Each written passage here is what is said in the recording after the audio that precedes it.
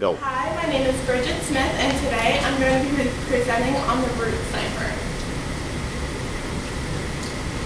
The root cipher was first used in the Civil War by the Union forces, and initially the root cipher was not used by enciphering individual letters. It was used by moving whole words around to mix up the message. So the flaws were with this was the important words weren't protected, so the enemy was seeing important information.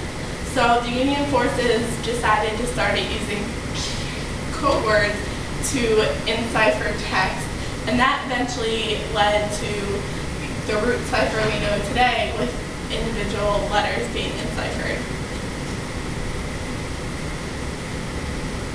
The root cipher is a type of transposition cipher.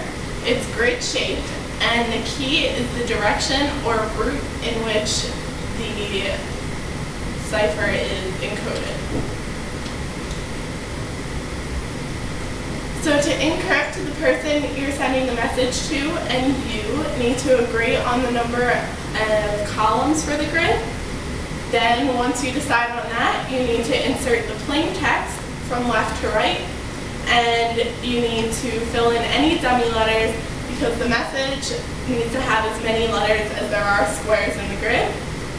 Then you and your partner need to choose the route in which you're going to encrypt the text, and then from there you can encrypt the plain text.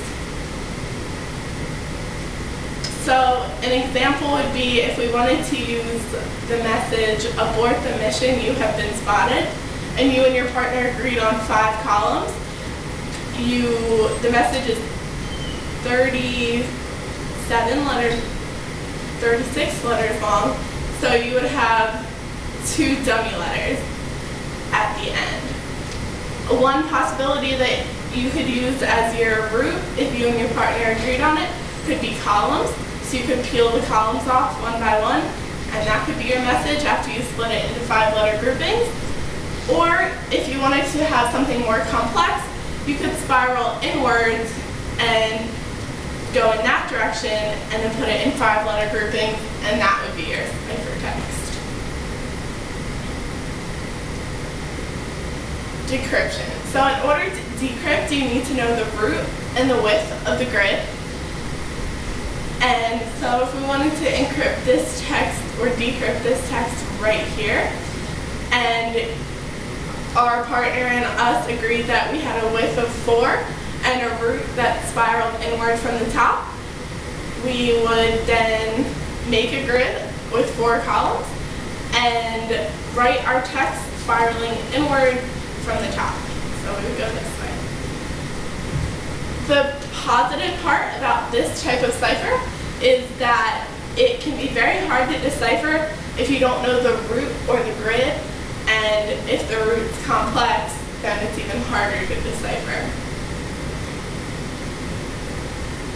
But it can be not very secure.